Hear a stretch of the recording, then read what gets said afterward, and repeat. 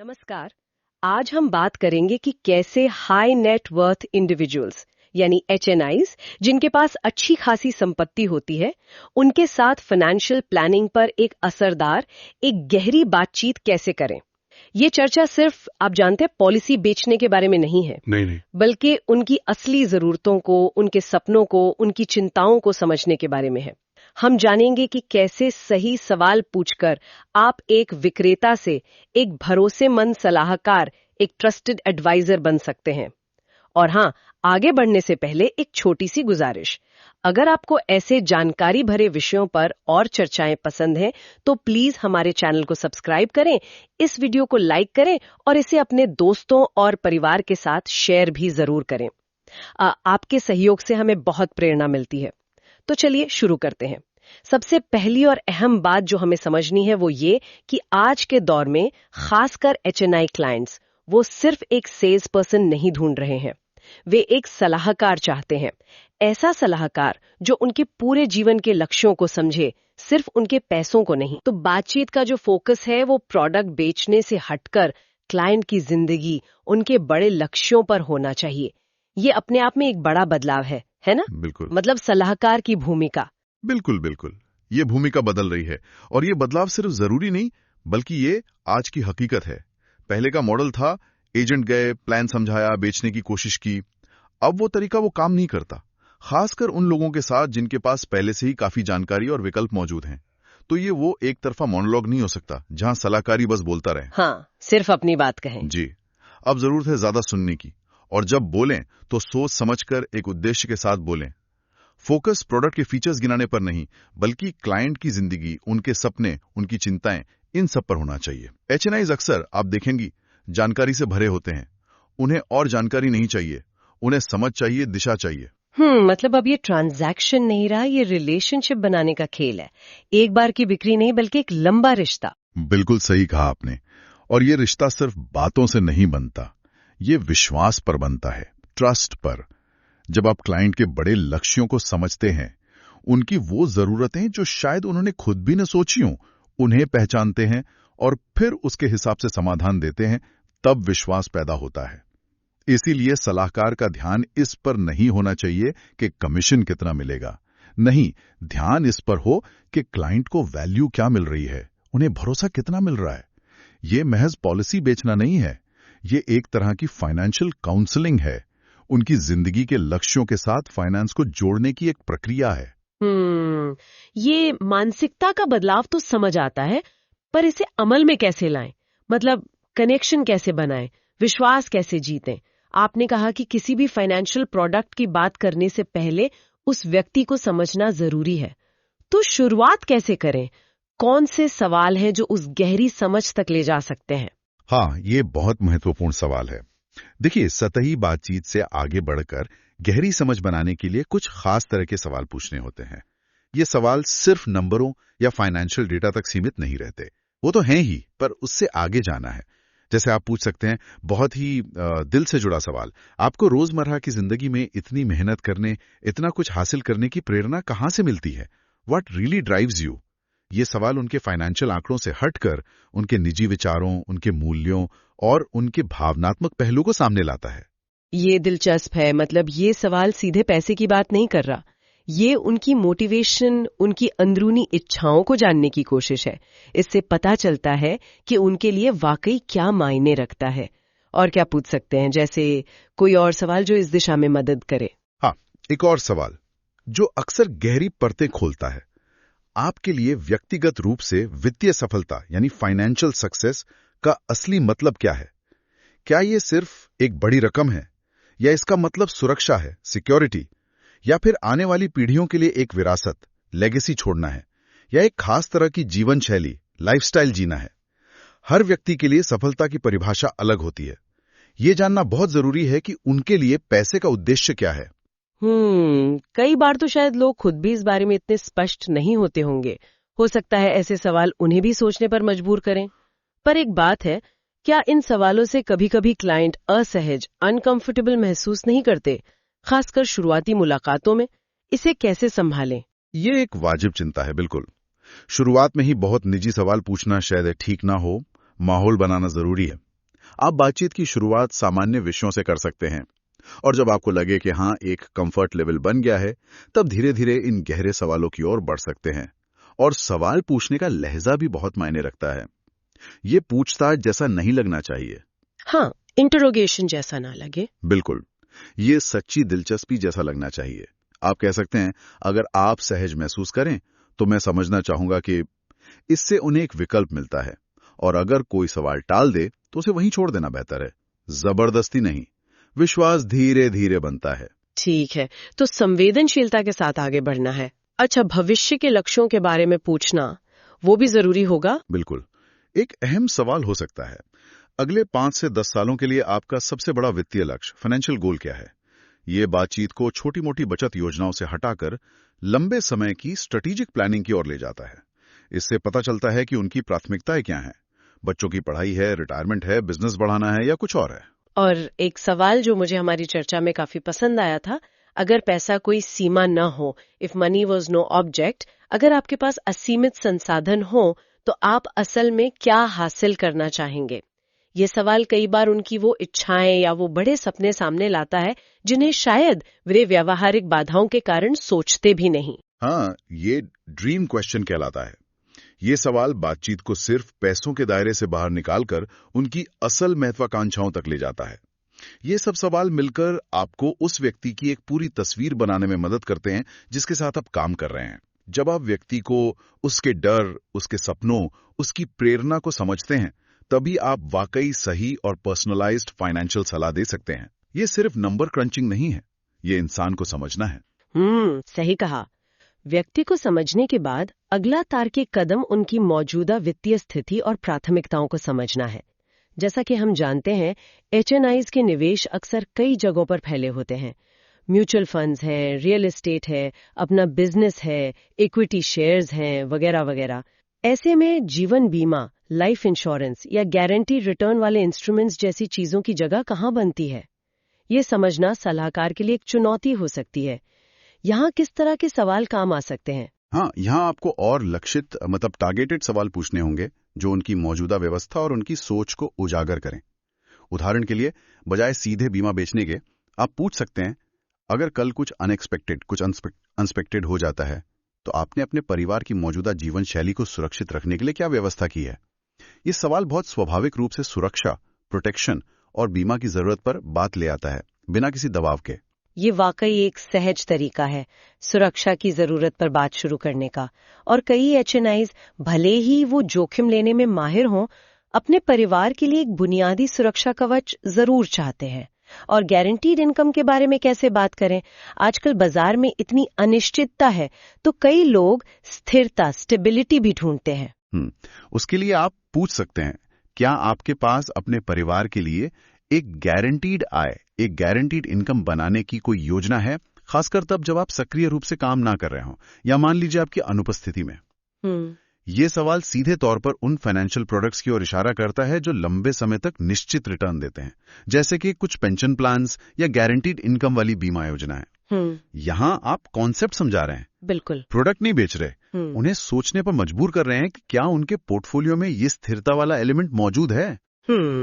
और बाजार के उतार चढ़ाव को देखते हुए जोखिम, रिस्क और स्थिरता, स्टेबिलिटी के बीच संतुलन का सवाल भी तो महत्वपूर्ण है। बिल्कुल, एक बहुत अच्छा सवाल हो सकता है, आप अपने निवेशों में उच्च जोखिम, उच्च रिटर्न वाले विकल्पों और कम जोखिम, स्थिर रिटर्न वाले विकल्पों के बीच संतुलन कैसे बनाते हैं? आपकी रणनीति क्या है? इस सवाल का जवाब आपको ये समझने में मदद करेगा कि क्लाइंट की रिस्क लेने की क्षमता और इच्छा कितनी है। यहीं पर आप पूंजी संरक्षण, कैपिटल प्रिजर्वेशन के महत्व पर बात कर सकते हैं, जो अक्सर एचएनआईज, खासकर एक निश्चित उम्र के बाद या पारिवारिक जिम्मेदारियों के साथ बहुत महत्वपूर्ण हो जाता है। यहीं पर गारंटीड रिटर्न इंस्ट्रूमेंट्स जैसे एलआईसी के कुछ प्रोडक्ट्स हैं, उदाहरण के तौर पर जीवन उत्सव जैसे प्लान्स जो लाइफ टाइम गारंटीड बेनिफिट्स देते हैं, वो एक खास भूमिका निभा सकते हैं, लेकिन पहले उनकी जरूरत समझना जरूरी है। और एक बहुत ही व्यवहारिक, जमीनी हकीकत से जुड़ा सवाल जो मुझे लगता है अक्सर छूट जाता है। लोग प्लान तो ले लेते हैं, पर उनके परिवार वालों को पता ही नहीं होता कि क्या लिया है, कहाँ रखा है। हाँ, ये एक बहुत ही गंभीर मुद्दा है और इसे उठाना आपकी जिम्मेदारी बनती है। आप पूछ सकते हैं, भगवान न करे अगर कल आपको कुछ हो जाता है तो क्या आपके परिवार के सदस्यों को आसानी से पता चल जाएगा कि आपकी सारी संपत्तियां, एसेट्स, निवेश, इन्वेस्टमेंट्स और बीमा पॉलिसियां कहां हैं? क्या सब कुछ व्यवस्थित है, ऑर्गेनाइज्ड है? ये सवाल सिर्फ बीमा की जरूरत नहीं बताता। ये एक संगठित वित्तीय योजना, ऑर्गेनाइज्ड फाइनेंशियल प्लान और दस्तावेजीकरण, डॉक्यूमेंटेशन के महत्व पर भी जोर देता है। इससे क्लाइंट को लगता है कि आप सिर्फ बेचने नहीं आए हैं, आप उनकी पूरी फाइनेंशियल लाइफ को व्यवस्थित करने में मदद कर रहे हैं। यह आपको एक सलाहकार के तौर पर स्थापित करता है। बिल्कुल, ये छोटे छोटे सवाल विश्वास बनाने में बहुत मदद करते हैं। चलिए अब बातचीत को एक और स्तर पर ले जाते हैं। परिवार और विरासत योजना, फैमिली एंड लेगेसी प्लानिंग।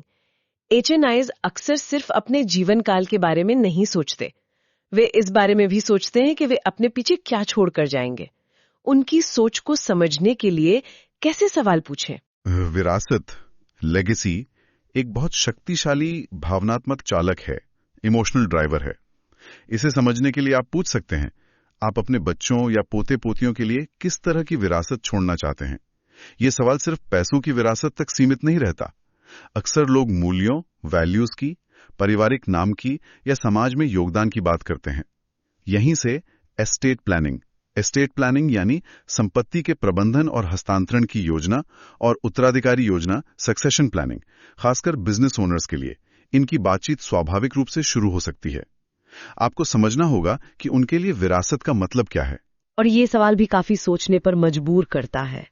क्या आप चाहेंगे कि आपकी अगली पीढ़ी को आपका धन एक तैयार तोहफे, एक गिफ्ट के रूप में मिले, या एक जिम्मेदारी, रिस्पॉन्सिबिलिटी के रूप में जिसे वे संभालना सीखें? इससे पता चलता है कि वो अगली पीढ़ी को वित्तीय रूप से कैसे तैयार करना चाहते हैं। क्या वे चाहते हैं कि पैसा एक मुश्त मिल जाए, या धीरे धीरे, ताकि बच्चे उसकी कद्र करना और संभालना सीखें? हाँ, और इस सवाल का जवाब आपको ये समझने में मदद करता है कि किस तरह के फाइनेंशियल स्ट्रक्चर जैसे ट्रस्ट्स या बेस्ड पेआउट्स उनके लिए उपयुक्त हो सकते हैं। ये बातचीत बच्चों के भविष्य के लिए खास योजनाओं या फिर ऐसी पेंशन उन्मुख योजनाओं की ओर भी ले जा सकती है जो न सिर्फ उन्हें बल्कि आने वाली पीढ़ियों को भी सुरक्षा दें। साथ ही उनके खुद के रिटायरमेंट के बाद की योजना पर बात करना भी जरूरी है। आप पूछ सकते हैं, आप अपने रिटायरमेंट के बाद भी, जब शायद आय का मुख्य स्रोत बंद हो जाए, अपने परिवार की वित्तीय स्वतंत्रता, फाइनेंशियल इंडिपेंडेंस कैसे सुनिश्चित करने की योजना बनाते हैं? और ये सवाल फिर से उन समाधानों की ओर ले जाता है जो रिटायरमेंट के बाद भी नियमित आय सुनिश्चित कर सके, जैसे एन्युइटी योजनाएं, एन्युइटी प्लान्स, जो जीवन भर एक निश्चित आय प्रदान करती हैं। बिल्कुल, विरासत सिर्फ पैसा छोड़ना नहीं है, बल्कि ये सुनिश्चित करना भी है कि परिवार भविष्य में भी आर्थिक रूप से सुरक्षित और स्वतंत्र रहे, और शायद आपके बनाए हुए मूल्यों को आगे बढ़ाए। ये एक बहुत गहरी और व्यक्तिगत बातचीत हो सकती है। अब इसमें एक और परत जोड़ते हैं, भावनात्मक पहलू, इमोशनल एस्पेक्ट, और सलाह, काउंसलिंग। हम जानते हैं कि वित्तीय निर्णय सिर्फ तर्क, लॉजिक से नहीं लिए जाते। भावनाएं, इमोशंस भी बहुत बड़ी भूमिका निभाती हैं। डर है, सुरक्षा की चाह है, प्यार है, चिंता है। इसे कैसे समझें और अपनी सलाह में कैसे शामिल करें? ये पहलू अक्सर नजरअंदाज कर दिया जाता है, लेकिन ये सबसे महत्वपूर्ण हो सकता है। देखिए, फाइनेंशियल प्लानिंग का एक बड़ा हिस्सा डर, फियर और सुरक्षा, सिक्योरिटी की भावनाओं से जुड़ा होता है। इसे समझने के लिए आप पूछ सकते हैं, आर्थिक रूप से आप पर कौन कौन निर्भर है, डिपेंडेंट है, और अगर आप आसपास नहीं होते तो उनके जीवन पर क्या और कैसे असर पड़ेगा? ये सवाल बीमा के उद्देश्य को सीधे उनके प्रियजनों के भविष्य से जोड़ता है। तब बीमा सिर्फ एक पॉलिसी नहीं रह जाती, ये उनके प्यार और देखभाल का प्रतीक बन जाती है। हाँ, ये सवाल वाकई सोचने पर मजबूर करता है और बात को बहुत व्यक्तिगत बना देता है। और मानसिक शांति, पीस ऑफ माइंड, आजकल की भागदौड़ भरी जिंदगी में हर कोई इसकी तलाश में है। फाइनेंशियल प्लानिंग इसमें कैसे मदद कर सकती है? आप सीधे पूछ सकते हैं, जब आपके परिवार के वित्तीय भविष्य की बात आती है तो आपको किस बात से सबसे ज्यादा मानसिक शांति मिलती है? What gives you peace of mind? इस सवाल के जवाब से आपको पता चलता है कि क्लाइंट के लिए असली सुरक्षा का मतलब क्या है। क्या वो गारंटी रिटर्न्स हैं या लिक्विडिटी है, या ये जानना कि उनके बच्चे हमेशा सुरक्षित रहेंगे। तब आप बीमा या गारंटी प्रोडक्ट्स को सिर्फ एक उत्पाद के तौर पर नहीं, बल्कि मानसिक शांति देने वाले समाधान के रूप में पेश कर सकते हैं। ये फ्रेमिंग बहुत शक्तिशाली है। और डर के बारे में सीधे पूछना, क्या वो भी जरूरी है? लोग शायद अपनी चिंताओं के बारे में खुलकर बात करने में झिझक सकते हैं। हाँ, लेकिन इसे संवेदनशीलता से पूछना होगा। डर अक्सर लोगों को सही कदम उठाने से रोकता है या फिर गलत फैसले करवाता है। आप पूछ सकते हैं, भविष्य को लेकर ऐसी कौन सी चिंता है जो आपको कभी कभी परेशान करती है? या अगर आप फाइनेंशियल दृष्टिकोण से देखें तो आपको भविष्य के बारे में सबसे ज्यादा क्या चिंता है? What worries you the most? इससे उन छिपे हुए डरों का पता चल सकता है, जैसे बिजनेस का भविष्य, स्वास्थ्य संबंधी खर्चे या बाजार की अस्थिरता। इन डरों को आप गारंटीड सुरक्षा और रिटर्न वाले समाधानों से संबोधित कर सकते हैं। कई बार एचएनआईज का डर पैसे की कमी नहीं होता है, डर होता है पैसे के कारण परिवार में कलह का या नियंत्रण खो देने का। जब आप उनके डर को समझते हैं और उसका समाधान देते हैं तो विश्वास और गहरा होता है। आप उनके फाइनेंशियल प्रॉब्लम सॉल्वर बन जाते हैं। तो हमने क्लाइंट की प्रेरणा समझी, उनकी प्राथमिकताएं जानी, विरासत की उनकी सोच को समझा और उनके भावनात्मक पहलू, उनके डर और चिंताओं को भी छुआ। ये सब जानकारी बहुत मूल्यवान है, लेकिन अब अगला कदम क्या है? इन सारी जानकारियों को, इस गहरी समझ को एक ठोस फाइनेंशियल प्लान या एक्शन में कैसे बदलें? जानकारी इकट्ठा करना एक बात है, समाधान देना दूसरी। हाँ, ये सबसे महत्वपूर्ण पड़ाव है, जानकारी को एक्शन में बदलना। सबसे पहला और जरूरी कदम है पूरी बातचीत सुनने के बाद जो आपने समझा है उसे संक्षेप में क्लाइंट के सामने दोहराएं, समराइज करें और कंफर्म करें। इससे क्लाइंट को लगता है कि आपने वाकई उनकी बात ध्यान से सुनी है और समझी है और आप दोनों एक ही पेज पर हैं। आप कह सकते हैं, उदाहरण के लिए, मिस्टर वर्मा, जैसा कि मैं समझ पाया हूं, आपकी मुख्य चिंताएं और लक्ष्य हैं। पहला, रिटायरमेंट के बाद एक आरामदायक और गारंटीड आय सुनिश्चित करना। दूसरा, आपके बच्चों की उच्च शिक्षा के लिए एक बड़ा फंड तैयार करना। और तीसरा, आपकी गैर मौजूदगी में भी आपके परिवार की मौजूदा जीवन शैली को बनाए रखना। क्या मैंने सही समझा है? अच्छा, तो पहले पुष्टि करें कि आपकी समझ सही है, इससे गलती की गुंजाइश कम हो जाती है।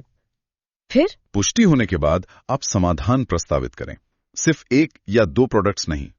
आप कहें, इन लक्ष्यों और चिंताओं को ध्यान में रखते हुए मेरा सुझाव है कि हम सिर्फ कोई एक प्लान खरीदने के बजाय एक व्यापक समाधान, एक कॉम्प्रिहेंसिव सोल्यूशन डिजाइन करें जो इन सभी जरूरतों को एक साथ पूरा करे। इसमें शायद कुछ हिस्सा गारंटीड इनकम के लिए होगा, कुछ ग्रोथ के लिए और कुछ सुरक्षा के लिए। ये दृष्टिकोण आपको सिर्फ एक एजेंट या विक्रेता से उठाकर एक फाइनेंशियल आर्किटेक्ट या सलाहकार के स्तर पर ले जाता है। क्लाइंट को लगता है कि आप उनके लिए सोच रहे हैं, न कि सिर्फ अपना टारगेट पूरा करने के लिए। ये वाकई एक शक्तिशाली बदलाव है सोचने के तरीके में। ये पूरी प्रक्रिया क्लाइंट और सलाहकार के बीच के रिश्ते को ही बदल देती है। इसे लगातार बनाए रखने के लिए किन बातों का ध्यान रखना चाहिए? बिल्कुल, एक भरोसेमंद सलाहकार बनने और बने रहने के लिए कुछ बुनियादी सिद्धांत हैं जिन्हें हमेशा ध्यान में रखना चाहिए। पहला, पूछें ज्यादा बताएं कम। Ask more tell less. आपकी भूमिका सुनने और समझने की ज्यादा है। दूसरा, शिक्षित करें, बेचे नहीं। Educate, don't just sell. Client को जानकारी दें ताकि वे खुद सूचित निर्णय, इन्फॉर्म्ड डिसीजन ले सकें। तीसरा, पहले समझें फिर सुझाव दें। Understand first then recommend. निदान पहले, दवा बाद में। चौथा, दशकों में सोचें, दिनों या महीनों में नहीं। Think in decades not days. Financial planning लंबी अवधि का खेल है। और पांचवा, सिर्फ रिटर्न पर नहीं, सुरक्षा पर भी ध्यान दें। Focus on security not just returns, खासकर जब परिवार, भविष्य और मानसिक शांति की बात हो।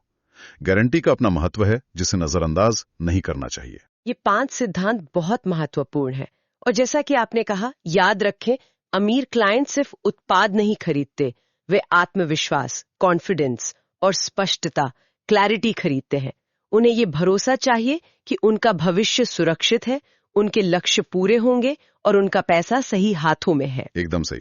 हर बातचीत में आपका अंतिम लक्ष्य पॉलिसी बेचना नहीं होना चाहिए। लक्ष्य होना चाहिए क्लाइंट की समस्या का समाधान करना। जब आप शक्तिशाली विचारशील प्रश्न पूछते हैं तो आप एक सेल्स पर्सन से जीवन योजनाकार, लाइफ प्लानर बन जाते हैं। आप उनके फाइनेंशियल डॉक्टर बन जाते हैं जो पहले बीमारी को समझता है फिर उसका इलाज बताता है। आप उनके फाइनेंशियल कोच बन जाते हैं जो उन्हें उनके लक्ष्यों तक पहुंचने में मदद करता है। और जब क्लाइंट आपको एक विक्रेता के बजाय एक भरोसेमंद सलाहकार, एक साथी के रूप में देखने लगता है, तब असली विश्वास बनता है। और जहां विश्वास होता है वहां व्यापार अपने आप आता है। संतुष्ट क्लाइंट्स न केवल आपके साथ बने रहते हैं बल्कि वे आपको दूसरों को रेफर भी करते हैं। रेफरल्स आते हैं। दीर्घकालिक सफलता, लॉन्ग टर्म सक्सेस इसी विश्वास की नींव पर टिकी होती है। जैसा कि अक्सर कहा जाता है, जीवन बीमा न बेचें, बेचें कि जीवन बीमा उनके लिए क्या कर सकता है, उनकी जिंदगी में उस बीमा या उस निवेश से क्या फर्क पड़ेगा। वो मानसिक शांति, वो सुरक्षा, वो सपने पूरे होने का एहसास, असल में आप वो बेच रहे हैं। बहुत खूब। ये वाकई एक गहरी समझ है कि कैसे एचएनआईज के साथ फाइनेंशियल प्लानिंग पर सार्थक और प्रभावी बातचीत की जा सकती है। ये सिर्फ तकनीक या सवालों की लिस्ट नहीं है, ये एक मानवीय दृष्टिकोण है, एक ह्यूमन अप्रोच है जो विश्वास और समझ पर आधारित है। आज के इस पूरी चर्चा से एक सवाल मेरे मन में घूम रहा है, जो शायद हम सबके लिए सोचने लायक है। पैसे और वित्तीय सुरक्षा के अलावा लोग अपने जीवन में वास्तव में किस चीज को सबसे ज्यादा महत्व देते हैं? वो कौन सी गहरी इच्छा है जो हमें ड्राइव करती है? क्या वो परिवार है, मन की शांति है, समाज में योगदान है, या कुछ और? आपके विचार क्या हैं? नीचे कमेंट सेक्शन में जरूर बताएं। और हाँ, क्योंकि आप यहाँ तक आ ही गए हैं और उम्मीद है आपको ये चर्चा उपयोगी लगी होगी, तो जाने से पहले प्लीज चैनल को सब्सक्राइब करना ना भूलें, ताकि आपको भविष्य में ऐसे ही उपयोगी और जानकारीपूर्ण वीडियोस की सूचना मिलती रहे। आपके समय के लिए धन्यवाद।